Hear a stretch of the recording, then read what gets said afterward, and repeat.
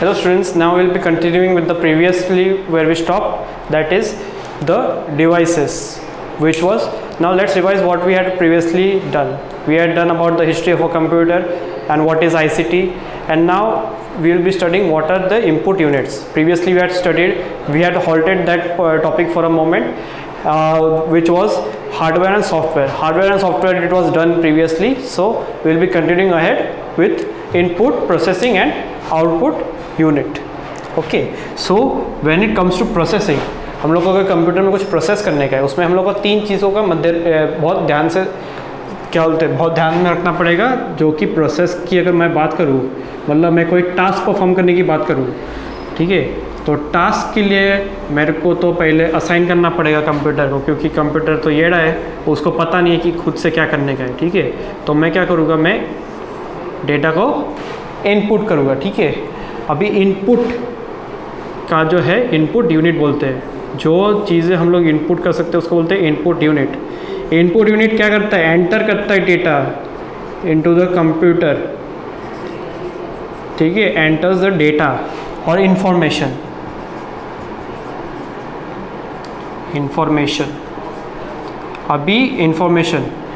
अभी आपको समझा कैसे, मतलब कि वो मतलब कि डेटा हमारा इनपुट करता है, और इनपुट करने के लिए बहुत सारे डिवाइसेस है. जैसे कि एग्जांपल के तौर पे आप लिख सकते हो, एग्जांपल कीबोर्ड और माउस. तो कीबोर्ड से आप क्या करते हो, टाइपिंग करते हो, तो कीबोर्ड से क्या होता है कि अपना डेटा जो रहेगा वो हम लोग इनपुट करते हैं, और माउस से क्या होता है हम लोग क्लिक करते हैं. तो मतलब कि हम लोग एक सिग्नल दे रहे हैं कि क्या प्रोसेस करने का, दैट इज़ क्लिकिंग. ओके, अभी हम लोग का सेकंड जो रहता है वो रहता है अपना प्रोसेसिंग. तो प्रोसेसिंग का काम मैंने जैसे आपको पिछले बार बताया था कि प्रोसेसिंग का काम कौन करता है, CPU. क्योंकि CPU में तीन चीज़ें रहता है, एक तो रहता है ALU, तीसरा रहता है मेमोरी यूनिट, ठीक है, और तीसरा रहता है, आपको अगर विजिबल हो तो फिर देख लीजिए एक बार, सॉरी अगर आपको विजिबल नहीं है तो फिर मैं थोड़ा साइड में लिख देता हूँ. CPU में भी तीन यूनिट्स रहते हैं, एक तो ALU, एक है मेमोरी यूनिट, मैम लिखा है, आप लोग मेमोरी लिख देना, नहीं तो मैं भी लिख देता हूँ, छोड़ो. बाद में क्या है, कंट्रोल यूनिट. अभी देखो, टास्क के लिए मेरे को इनपुट डेटा को प्रोसेस करना पड़ेगा, क्योंकि कंप्यूटर को हम जो टाइप करते हैं वो समझ में नहीं आता, तो उसको प्रोसेस करने का काम कौन करता है, CPU. नॉट ओनली दैट, हम लोग का जो एक्सटर्नल कोई इन्फ्लुएंस आता है, जैसे कि सपोज शट डाउन करना हो, ठीक है, वो सब प्रोसेसिंग का काम, मतलब कि CPU को हम लोग जानते हैं जैसे कि ब्रेन ऑफ द कंप्यूटर कहा जाता है. ओके, तो बेसिकली CPU को हर एक प्रोसेस को हैंडल करना आना चाहिए, चाहे हम लोग ने इनपुट न किया हो या नहीं किया हो. ओके, तो CPU का जो हम लोग को तीन जो यूनिट्स दिए हुए हैं, पहला होता है ALU. अभी ALU क्या होता है, ALU होता है arithmetic and logic unit. Arithmetic and logic unit पे आप लोगों को जो भी कैलकुलेशन रहता है, जैसे कि multiplication, division, subtraction, addition, reminder theory, कुछ भी रहेगा, कुछ भी एनीथिंग रिलेटेड कैलकुलेशन, तो आपका CPU का ALU ये परफॉर्म करता है. और मेमोरी यूनिट परफॉर्म क्या करता है कि अपना जो कंप्यूटर का जो मेमोरी है, उसमें मेमोरी में कौन कौन सा डेटा है, मेमोरी कितना फुल है. अगर आप इधर जाते हो ना माई कंप्यूटर में आप देखोगे कि आपको पता चलेगा कि कितना मेमोरी खाली है. ठीक है, तो मेमोरी मैनेजमेंट का जो काम है वो भी CPU ही करता है. और कंट्रोल यूनिट मतलब कि हमारा जो एक्सटर्नल डिवाइसेस है, मतलब कि अपना कीबोर्ड हो, माउस हो, बराबर, वो सब का जो प्लगिंग्स है, मतलब कि उसका जो सब प्लग्स है वो हम लोग का CPU से कनेक्टेड होता है.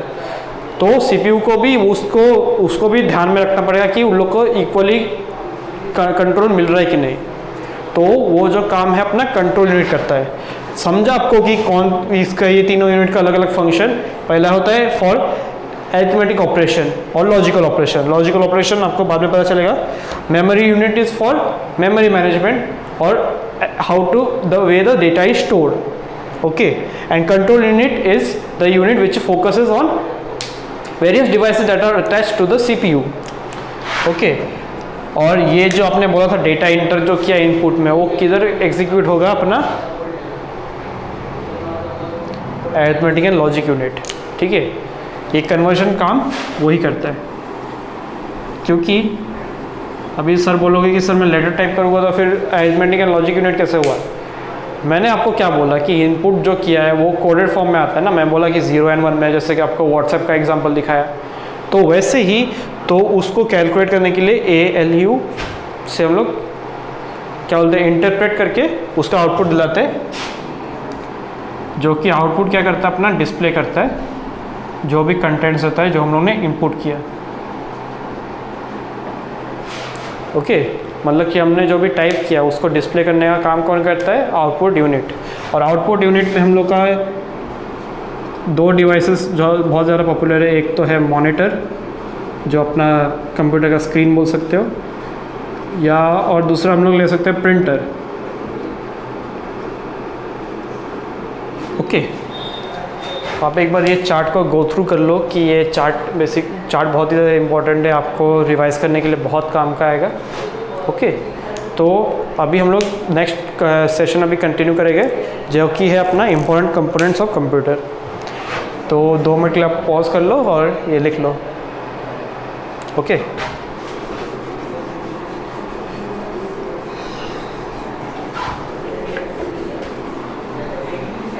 ठीक है। अभी हम लोग देखते हैं इम्पोर्टेंट कंपोनेंट्स ऑफ कंप्यूटर। अभी देखो इम्पोर्टेंट कंपोनेंट्स में आपको जब भी अभी देखो टेक्स्ट बुक में आपको ये दिया है कि बहुत सारे इंपॉर्टेंट कंपोनेंट्स हैं। जैसे कि मैं अगर कंपोनेंट का भी एक चार्ट बना देता हूँ ताकि आपको रिवाइज करने में बहुत ज़्यादा आसानी हो। कंपोनेंट्स का बहुत सारा सब डिविजन है इसमें, और इसमें 2-3 चीज़ें मैं एक्स्ट्रा आपको पढ़ाने वाला हूँ ताकि आपको ये टॉपिक ज़्यादा बोरिंग ना लगे। ओके, और लेकिन ये ध्यान में रखना कि इसको एग्ज़ाम में अप्लाई ना करें, नहीं तो टीचर गुस्सा होकर आपके मार्क्स काट देगी। ओके, अभी देखो पहला जो अपना कंपोनेंट है कंप्यूटर का वो होता है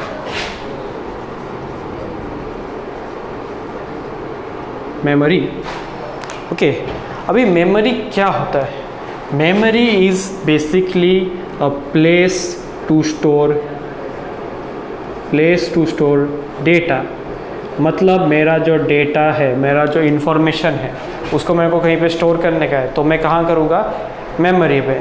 मेमोरी में ऐसा नहीं है कि सिर्फ डेटा ही स्टोर, इसमें कौन कौन से डेटा स्टोर होते हैं? मेमोरी में इनपुट डेटा स्टोर होता है, अपना आउटपुट डेटा जो है वो भी स्टोर होता है। मतलब कि अभी देखो मैं आपको सिंपली बताता हूँ कि जैसे कि मैंने इनपुट किया है तो मेमोरी के पास तो जाएगा ही ना वैल्यू। मेमोरी थोड़ा सा तो ऑक्यूपाई कर लेगा ना स्पेस, तो वो मेमोरी थोड़ा सा उसमें यूज़ हो गया। और डिस्प्ले करने के लिए भी तो मेमोरी चाहिए रहेगा ना, समझ रहे हो ना? मेमोरी जो है बराबर, सपोज मैं अगर बोलता हूँ 12 + 13 मैंने इनपुट किया, ओके, इज इक्वल टू, तो अभी ये एक मेमोरी का पार्ट उसने ले लिया, और इसका जो आंसर आया 25, ये भी एक मेमोरी का पार्ट लेगा। ये इनपुट है और ये आउटपुट है, समझे? ऐसा प्रोसेसिंग होता है कंप्यूटर में। ओके, अभी मेमोरी जो है वो बेसिकली मेन 2 टाइप के रहते हैं। मेमोरी के अंदर भी सब डिविजन्स में अगर बताऊँ तो 2 टाइप के मेमोरी रहते हैं। एक तो होता है इंटरनल, एक होता है इंटरनल, दूसरा होता है एक्सटर्नल। अभी इंटरनल मेमोरी मतलब क्या है? अपने कंप्यूटर के अंदर जो मेमोरी स्टोर रहता है उसको बोलते हैं इंटरनल मेमोरी। मतलब कि वो जो मेमोरी है वो अपने सिस्टम के अंदर है, मतलब कि बाहर से कोई मेमोरी हम लोग नहीं डाल रहे, तो वो उसको हम लोग इंटरनल मेमोरी को बोल सकते हैं हम लोग प्राइमरी मेमोरी। ये आपको नहीं दिया है टेक्स्ट बुक में, मैं बता रहा हूँ आपको जस्ट। एक्सटर्नल को सेकेंडरी मेमोरी बोलते हैं। ओके, अभी इंटरनल मेमोरी जो है उसमें 2 चीज़ें आती है। एक तो आती है रोम, दूसरा आता है रैम। रोम का फुल फॉर्म है रीड ओनली मेमोरी।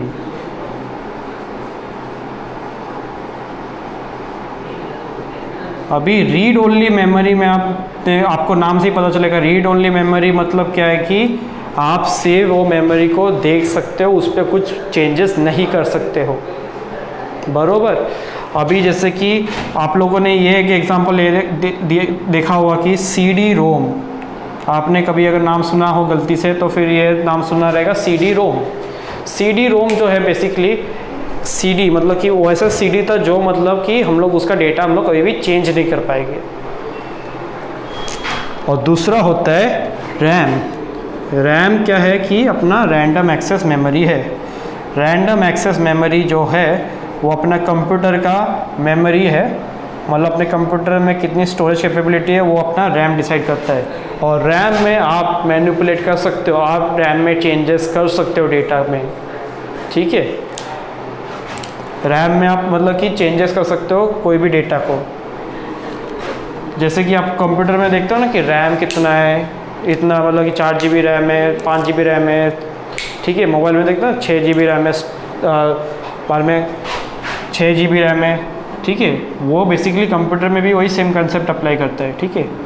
अब ये सेकेंडरी मेमोरी थोड़ा सा मैं एक्सटर्नल मेमोरी थोड़ा सा ऊपर लिख रहा हूँ ताकि क्योंकि इधर स्पेस नहीं है। एक्सटर्नल मेमोरी का आपको सिर्फ डेफिनेशन भी नहीं दिया है, सिर्फ ऐसा जिक्र किया है एक्सटर्नल मेमोरी के। मैं आपको बस थोड़ा सा बताता हूँ कि एक्सटर्नल मेमोरी क्या होता है। अभी देखो अपने फ़ोन में यूज़ किया रहेगा कि 6 GB प्लस 128 GB। अभी सर आप पूछोगे कि 128 GB होता क्या है? वो 128 GB मेरा एक्सटर्नल मेमोरी है, मतलब कि वो एडिशनल में उतना एडिशनल मेमोरी मैं डाल सकता हूँ मेरे फ़ोन में। कंप्यूटर में ऐसा कुछ लिमिट नहीं है। कंप्यूटर में आप जितना भी मेमोरी डाल सकते हो डालो, लेकिन कुछ कुछ रहता है। आपको अगर अभी नेट पे जाओगे ना तो आपको दिखेगा कि कौन कौन से वर्जन ऑफ विंडो का कितना कैपेसिटी है। ये जो अनलिमिटेड बोला थोड़ा सा मिस्टेक हो गया मेरे से, लेकिन ये एक्सटर्नल जो है मेमोरी वो क्या करता है, हम लोग का जब भी कंप्यूटर भर जाता है तो हम लोग एक एक्सटर्नल मेमोरी देखते हैं ताकि हम लोग उसमें अपना डेटा सिक्योर कर सके या फिर स्टोर कर सके। तो एक्सटर्नल मेमोरी को हम लोग का एग्जांपल ले सकते हैं, जैसे कि अपना USB पेन ड्राइव, ठीक है। पेन ड्राइव हुआ, अपना हार्ड ड्राइव हुआ,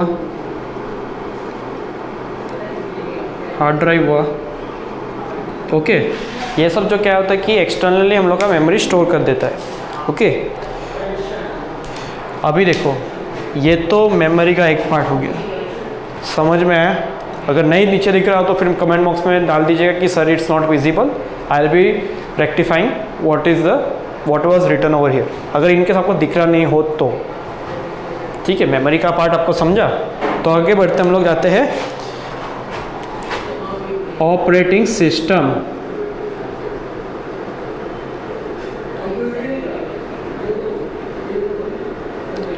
अभी ऑपरेटिंग सिस्टम क्या है? ऑपरेटिंग सिस्टम एक इंटरफेस है, मतलब कि ऑपरेटिंग सिस्टम बेसिकली क्या होता है कि अभी देखो मैंने आपको बताया ना, इनपुट डेटा करता है, CPU करता है, वरना आउटपुट होता है, ठीक है। लेकिन ये जो प्रोसेसिंग है, ये CPU का जो प्रोसेसिंग है, ये ऐसा नहीं है कि तुमको वो CPU का कैसा है कि तुमको 0 to 1 दे सकता है। अभी जो मैंने बोला था ना कि आपका जो वर्ड है वो कोड होके बाद में डिकोड होता है, बराबर। ये जो कोडिंग डिकोडिंग का जो ज़रिया है वो होता है अपना ऑपरेटिंग सिस्टम, बराबर। मतलब कि मैं एज अ कंप्यूटर यूज़र और मेरा जो हार्डवेयर है उसके बीच का जो इंटरफेस है, मतलब कि हम लोग का जो इनपुट किया हुआ डेटा का इंटरफेस है, जो हम लोग डिकोड कर रहे हैं या फिर उसको वापस से डिकोड कर रहे हैं, उसको बोलते हैं ऑपरेटिंग सिस्टम। तो ऑपरेटिंग सिस्टम बेसिकली क्या है? अपना इंटरफेस है, interface between user and computer, okay. तो यूज़र और कंप्यूटर के बीच में जो इंटरफेस होता है उसको बोलते हैं ऑपरेटिंग सिस्टम। अभी ऑपरेटिंग सिस्टम को आपको तो पता ही होगा, बहुत अच्छा एग्जांपल है आपका विंडोज़ है। अगर जिन लोग को पता नहीं है उन लोग के लिए ये डॉस है, लिनक्स भी है एक तरह का ऑपरेटिंग सिस्टम। तो ये बेसिकली जो रहता है वो क्या करता है कि अपना डेटा जो प्रोसेसिंग होता है उसको एक क्या बोलते हैं, एक नया स्टैंडर्ड देता है, ताकि आप जो यूज़र है, और ऐसा नहीं कि अगर सपोज़ मेरे पास ऑपरेटिंग सिस्टम नहीं है, तो आपका कैसा होगा कि आप जो डेटा इनपुट करोगे उसका कोई डिस्प्ले नहीं होगा, क्योंकि मेरे पास इंटरफेस ही नहीं है ना। मेरे को समझ में कैसे आ गया कि मैंने डेटा इनपुट किधर किया है, तो उसके लिए ऑपरेटिंग सिस्टम आता है। समझ गए? थोड़ा सा इधर इंटरफेस का स्पेलिंग थोड़ा सा गड़बड़ हुआ था, लिख देता हूँ। समझा ऑपरेटिंग सिस्टम क्या है, और एग्जांपल्स के थ्रू आपको तो और भी अच्छे से समझ में आएगा। और तीसरा है program. Program is my set of commands that are use to perform a particular task. यह मेरा क्या सेट ऑफ कमांड्स, मतलब कि मैं टाइपिंग कर रहा हूँ मेरा नाम, तो ये मेरा क्या हुआ, मैंने एक सेट ऑफ कमांड्स दे दिया कंप्यूटर को, मेरा क्या बोलते हैं, मैं सेट ऑफ कमांड दे दिया ताकि कंप्यूटर एक पर्टिकुलर टास्क परफॉर्म कर सके। मैंने जैसे आपको बताया था कि कंप्यूटर खुद से कुछ कर नहीं सकता, हमको उसको डेटा प्रोवाइड करना पड़ता है। ओके, तो ये कैसा है कि program is set of commands to perform a task. किसको? कंप्यूटर को एक टास्क परफॉर्म करने के लिए वो लोग को कमांड्स देना पड़ता है कि तुमको ऐसा करने का है, तुमको ऐसा करने का है। ठीक है, ये आप सिर्फ कीबोर्ड के थ्रू या फिर माउस क्लिक के थ्रू ही बता सकते हो। आपको एक्स्ट्रा उन लोग पे माथाफोड़ी करने की ज़रूरत नहीं है। समझा प्रोग्राम का मतलब क्या है? अगर कुछ भी नहीं समझ रहा है ना, तो फिर आप कमेंट बॉक्स में बेहिचक डालिए, आपको वो तुरंत ही रिप्लाई मिल जाएगा। वो पर्टिकुलर पार्ट का एक्सप्लेनेशन भी आपको मिल जाएगा, ये मैं देने वाला हूँ। ओके, अभी लास्ट में छोटा सा पार्ट है डेटा। डेटा मतलब कि मेरा जो इन्फॉर्मेशन है, मेरा जो रॉ इन्फॉर्मेशन है, ये है मेरा data. Raw information is my data. Okay, समझ में आया? नहीं समझ में आया तो आप तुरंत कमेंट बॉक्स में डाल दीजिए कि सर मेरे को ये पार्ट समझ में नहीं आया। ठीक है, अभी आपको आगे Microsoft Excel, Microsoft Word, Microsoft PowerPoint है, उसका मैं आपको लास्ट में एक डेमोन्स्ट्रेशन के थ्रू आपको टीवी में डेमोन्स्ट्रेट करके बताऊंगा कि माइक्रोसॉफ्ट वर्ड, पीपीटी और एक्सेल कैसे यूज़ करने का है। तब तक के लिए थैंक यू सो मच। और आप इसके बाद भी एक छोटा सा पार्ट है, वो मैं आपको नेक्स्ट वीडियो में कवर करके दूंगा। ओके, सो अपना जो 3 वीडियोस का जो सीरीज़ है वो अपना ये वाला अपना सेकंड पार्ट है। थर्ड सीरीज़ के लिए आप कंटिन्यू वॉच कीजिए। ठीक है, थैंक यू सो मच।